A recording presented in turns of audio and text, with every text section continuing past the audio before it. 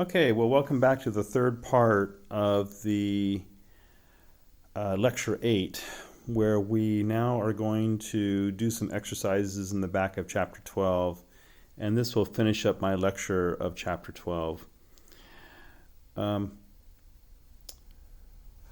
The questions that I want to do are 2, 3, 5, and 7a from the back of Chapter 12. So we'll just start with 12.2. And this is on page 507 of your book. And the question reads, given what you know about the involvement of nicotinamide nucleotides in oxidative and reductive metabolic reactions, predict whether the following intracellular concentration ratios would be 1. Unity, 2. Greater than unity, or less than unity. Explain your answers. And the different ratios they're talking about are the concentration of NAD plus over NADH,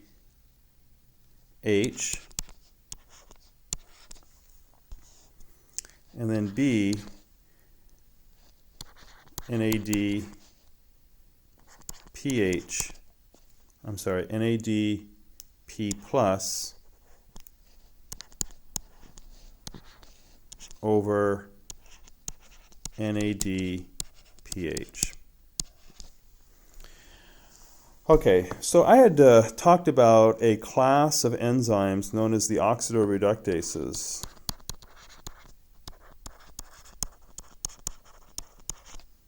That's an enzyme class, and oftentimes they will use these cofactors to carry out their reactions.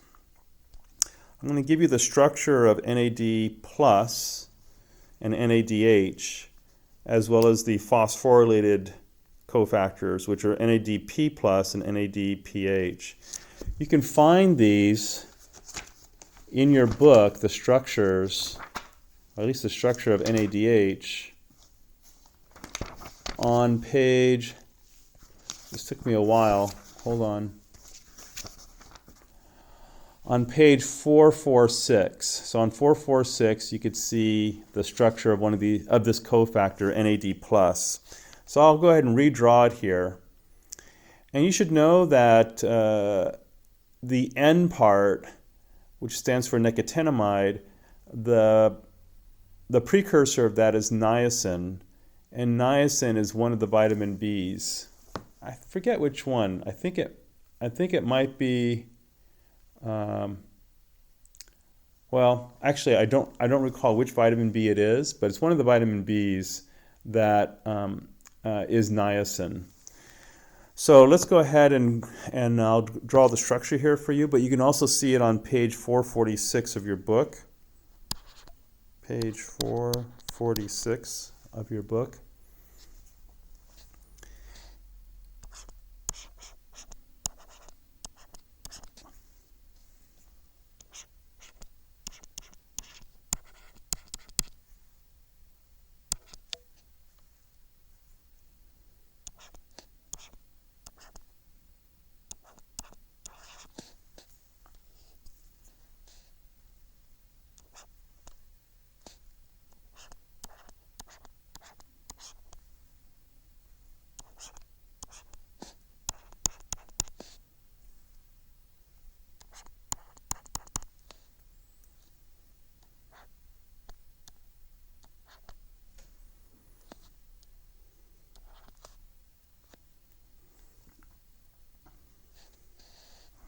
I seem to have lost some part of my structure here.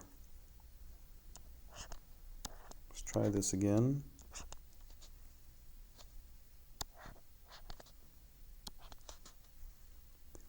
Got to be very careful with my eraser.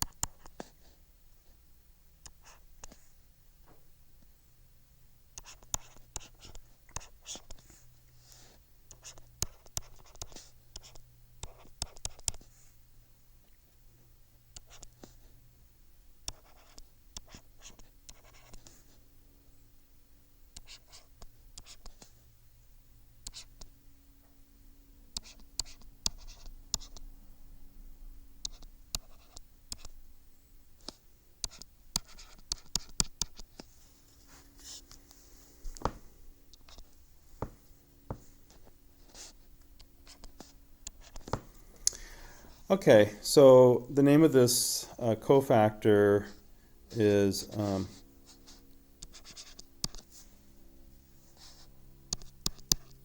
nicotinamide adenine dinucleotide. And the name makes a lot of sense. This part right here is the nicotinamide, right up here.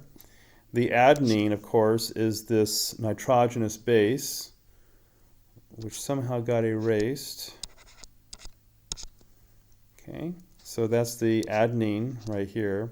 And it's a dinucleotide because you have two nucleotides. I'll just go ahead and draw one of the nucleotides is right here. Okay. And the other nucleotide is right above it. So there's two nucleotides in here. That's why it's called dinucleotide. And I'm just going to concentrate on the business end. So this is the business end right here where all the action takes place in terms of oxidation and reduction. By the way, this form, because it has a plus sign on the nitrogen, is the NAD plus. By the way, when we talk about NADP plus,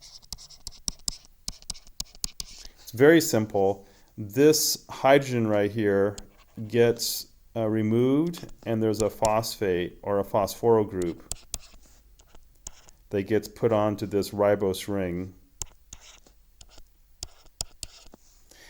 And that represents the NADP plus. Okay, so now that we've gone through that, let's go ahead and draw the kinds of reactions that can take place. Let's see. Let's start off with lactic acid. So here's lactic acid.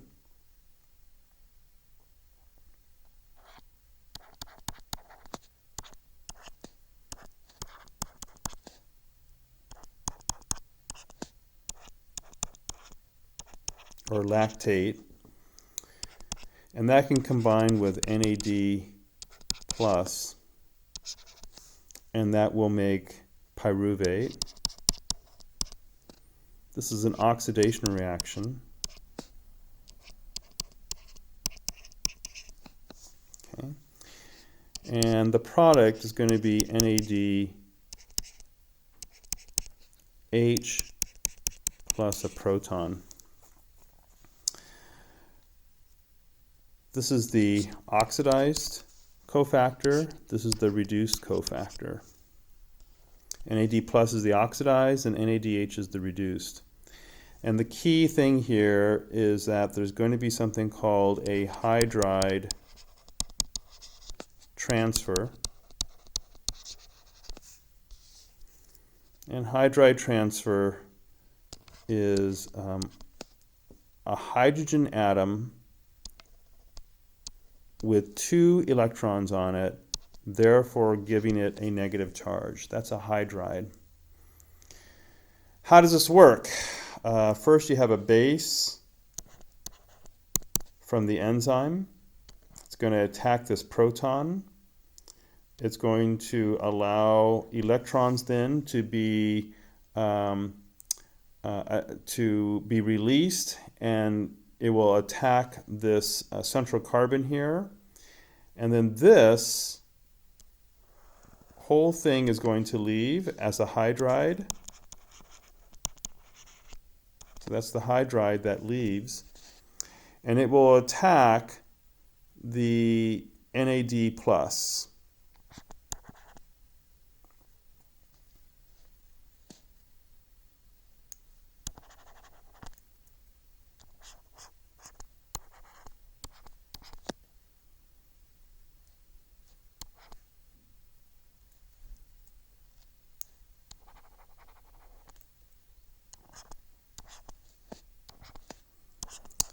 And I'm just going to abbreviate the NAD plus with these 2 R groups to represent the rest of the molecule. As I said, this is the business end of the molecule. So it's got this plus on here, this plus sign. And so basically this hydride is going to attack right here. Let me get a concerted reaction.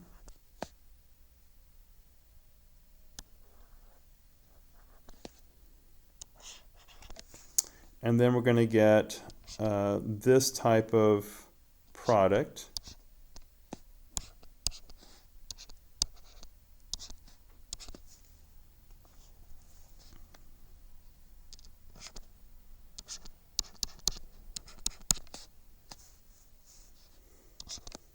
Okay. One of these hydrogens is new. It just came from the lactate. Okay. So that just came from the lactate. And so now the positive charge is removed, and we call this NADH. So this is the reduced form, because this hydride came with some electrons and reduced the NAD+.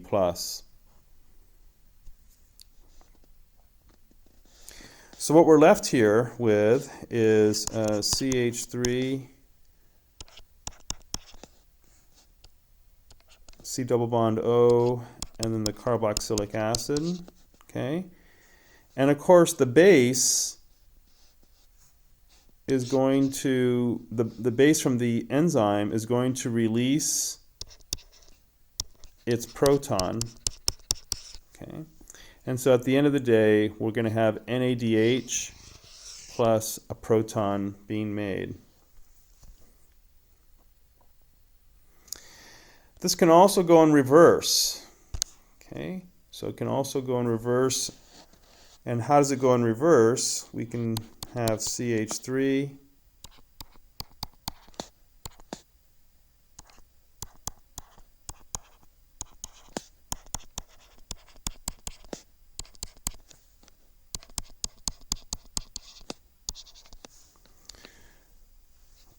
so that's going to be pyruvate reacting with NADH, and we can make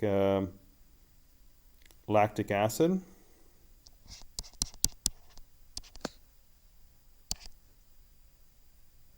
Actually, this is the way that it usually happens in the body. The reverse reaction happens as well, but actually I guess both of these happen. Okay.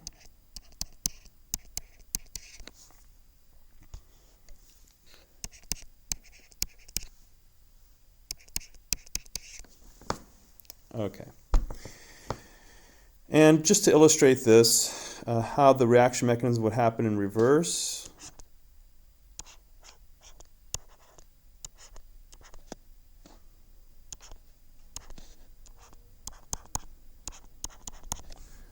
By the way, all of these, actually, you're going to have a hydrogen here, a hydrogen here, a hydrogen here as well, but I just don't put those in. Okay, so that's NADH. Okay. And so what's going to happen is that this lone pair of electrons on the nitrogen is again going to feed into here. This will feed into here, and then we get a hydride transfer, which will attack this carbonyl carbon. And then these electrons will eventually attack an acid.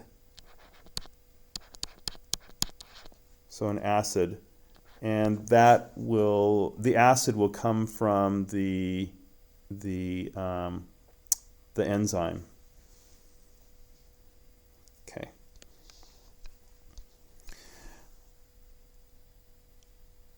And then eventually the enzyme will release that. Let's see, we get this plus here. Yes. So this proton, let me see if I get this straight here. We have the NADH, we have the attack. Yes, this proton then is actually coming from the enzyme. So this enzyme supplies the proton here. Okay. So that is how that cofactor runs. It turns out that, again, pathways have evolved, these enzymatic pathways have evolved such that when we have catabolism, we generally have oxidation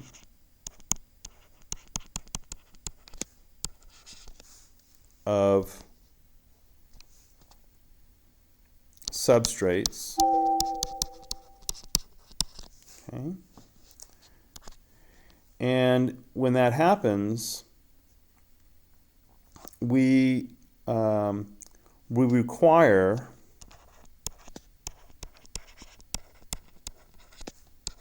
NAD plus for this. So NAD plus is typically used for catabolism in order to oxidize actually many different substrates. And so in order for this to happen, we need to keep the NAD plus to NADH ratio high. In other words, greater than 1. Many many anabolic pathways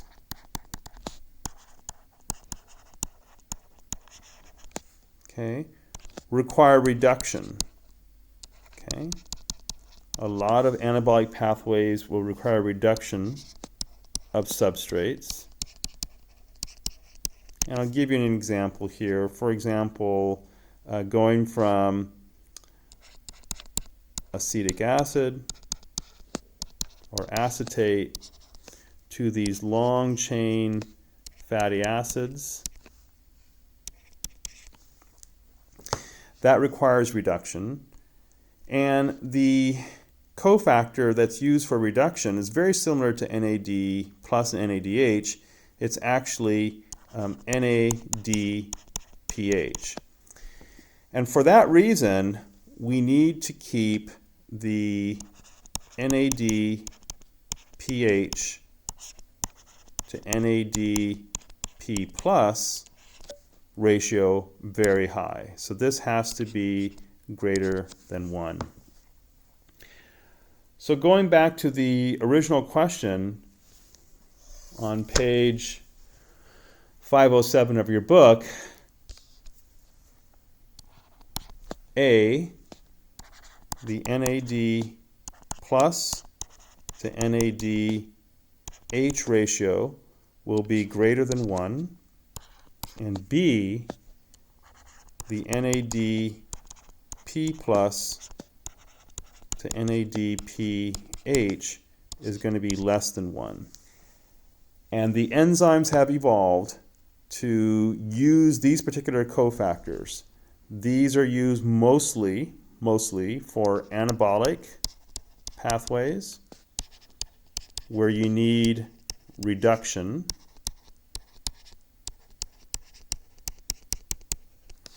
Whereas the NAD plus over NADH ratio needs to be greater than 1 for catabolic pathways, because you need to oxidize, and so we need oxidation. Okay, so that's the answer to number 2.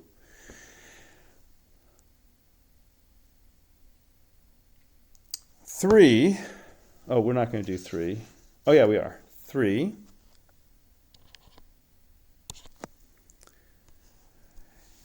It says here that NAD plus kinase catalyzes the ATP-dependent conversion of NAD plus to NADP plus. How many reducing equivalents are involved in this reaction?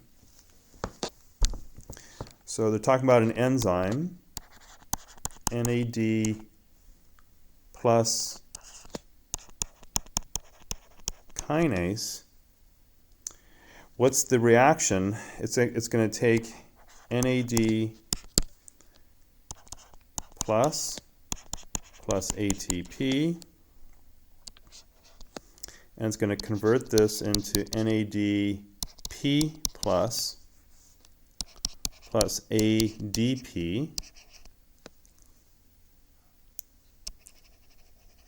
We talked about kinases before.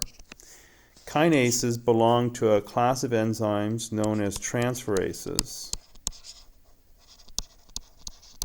Okay. The question is, how many reducing equivalents are involved in this reaction? Reducing equivalents. It's just a fancy word of saying number of electrons. I'm not sure why they got so fancy here. And there's no electrons involved in transferase reactions. So for this question, this is A, it's going to be 0 reducing equivalents. Okay. What about B?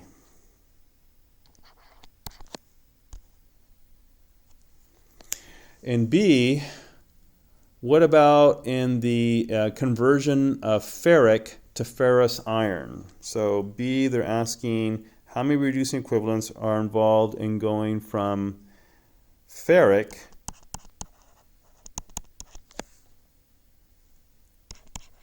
to ferrous ion. So if you remember your general chemistry, ferric iron has a 3+, and we're going to iron 2+. So obviously there's going to be an electron involved here, and it's just going to be 1 electron. Okay, so this is going to be 1 reducing equivalent.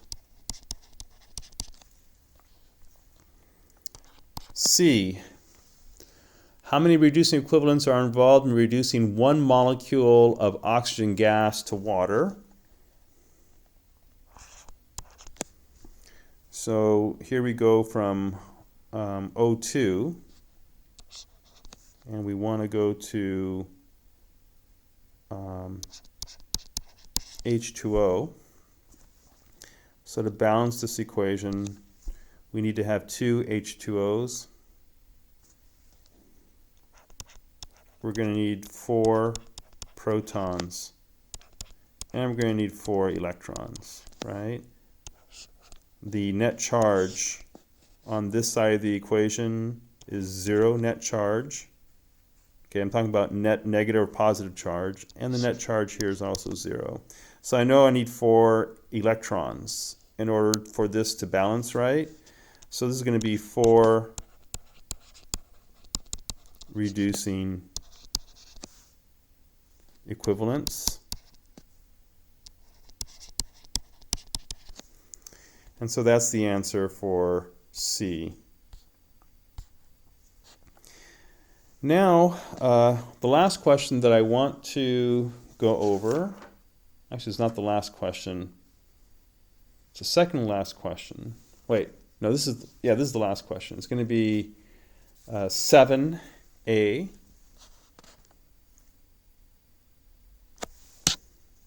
Let me go back up here for a second. Let me see which questions I'm doing. Okay, I'm going to do, 12.5. So it's going to be problem number 12.5. In other words, the fifth problem, the fifth exercise in chapter 12. And here, looking at page 507, it says free energy changes under intracellular conditions differ markedly from those determined under standard conditions. Delta G, standard delta G change for ATP hydrolysis to ADP and inorganic phosphate is minus 30.5 kilojoules per mole. Calculate the delta G for ATP hydrolysis in a cell at 37 degrees that contains ATP at 3 millimolar, ADP at 1 millimolar, and inorganic phosphate at 1 millimolar. Okay, so actually this is a very important question because it gets to this issue of what is the real thermodynamic Gibbs constant or change in Gibbs free energy that occurs inside the cell. So I'm going to rewrite this equation just to emphasize its importance.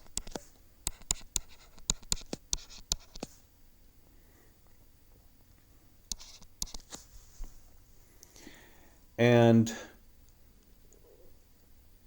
I'm going to write down some pertinent information here. So we're talking about ATP plus water going to inorganic phosphate plus ADP. And the concentration of ATP here is 3 millimolar. Concentration of inorganic phosphate is 1 millimolar. And the concentration of ADP is 1 millimolar. So now the question is, what is the real delta G? When I say real, I mean this value right here, this delta G value under these conditions. And of course, we're given that the delta G under standard conditions, the delta G change under the delta G under standard conditions is going to be minus 30.5. Okay, we have actually all the information here. We can just plug these things in. Remember, Q is concentration of products divided by reactants.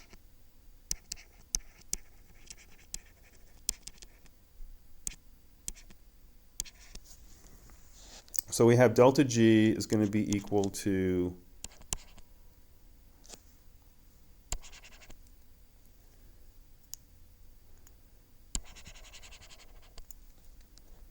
minus 30.5 plus 0.008315 multiplied by, I think it said 25 degrees. Yeah, this is 37 degrees, sorry, 37 degrees. So that's going to be the same as 310 Kelvin. Okay.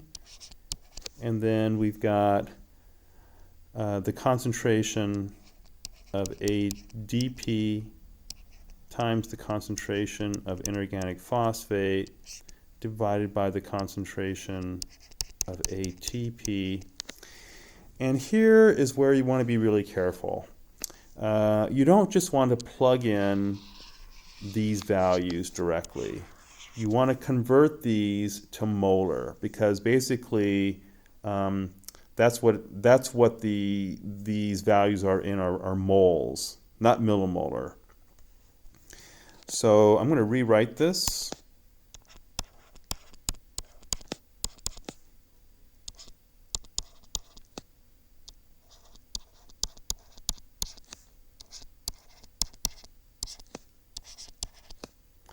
I'm going to convert these to molar concentrations. So I know 1 millimolar is the same thing as 0.001 molar.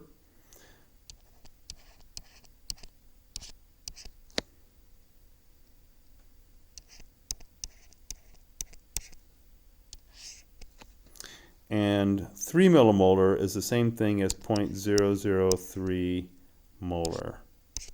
Okay. So do yourself a favor and convert these because it will make your life easier at the end. And so then all you have to do is just do that calculation and you'll get the right value. And you'll notice that the delta G value is going to be considerably less than minus 30.5. Okay. We can now go on to 12.7a.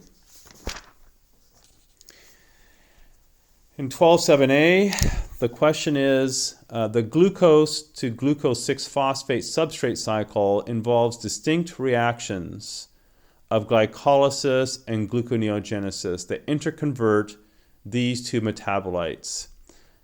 assume that under physiological conditions, ATP equals ADP and inorganic phosphate concentration equals 1 millimolar.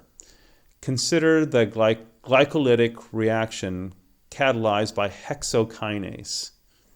Okay, and I'll just write this down. ATP plus glucose is going to give us ADP plus glucose 6-phosphate, and the delta G value under standard conditions is minus 16.7 kilojoules per mole. It says here, calculate the equilibrium constant for this reaction at 298 Kelvin, and from that, calculate the maximum glucose 6-phosphate to glucose ratio that would exist under conditions where the reaction is still thermodynamically favorable. Okay. So they want two things. They want K equilibrium, and then they want the maximum glucose 6-phosphate to glucose ratio where the conditions are still favorable. Okay, so we have the information that we need to figure out K equilibrium. And so K equilibrium, we'll just start with the general reaction. Delta G equals delta G under standard conditions plus RT ln of the products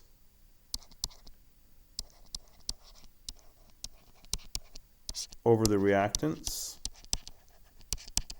Okay. We know that delta G is going to be 0 for K equilibrium.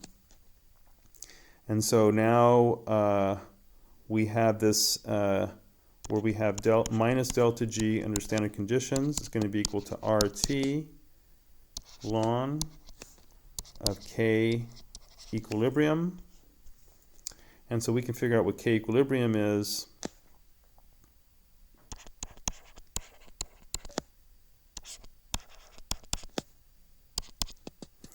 by just moving RT to the other side. And so then we get E to the minus delta G under standard conditions. RT is going to be equal to K equilibrium. And we plug our values into this. So it's going to be E minus, let's go back here, 16.7.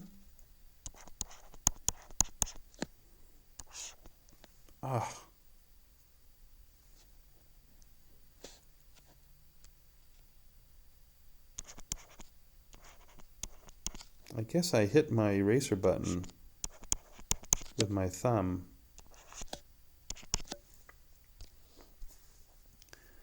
Helps to have delicate fingers, which I don't have. Okay, 0.008315 times 298, and so that's going to be equal to, put this into my calculator,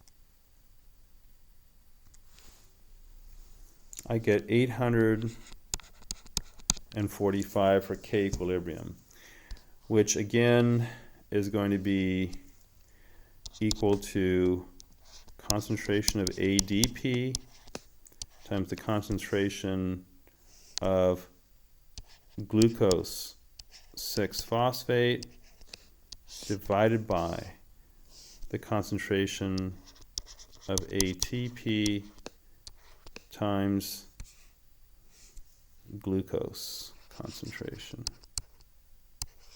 Okay. And so the second part of the question is, what is the maximum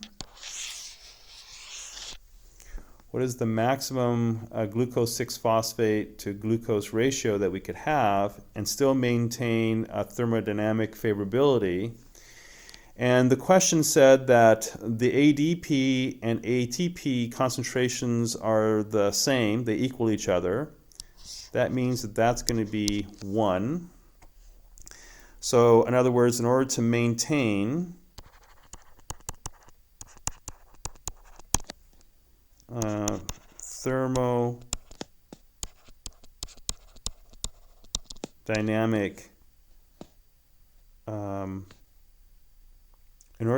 thermodynamic favorability,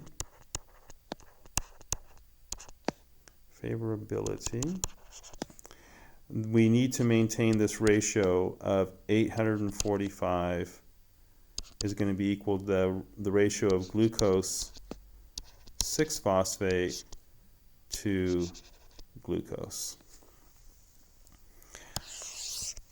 Okay, so we're going to stop here, and this will be the end of the lecture for Friday. I think the lecture for Monday will be a little bit less intense, not as long, but thank you for listening, and try to do the problems in the book as well as the sapling problems to hone your skills for understanding these concepts of thermodynamics and coupling and the relationship between delta G and delta G under standard conditions. Thank you.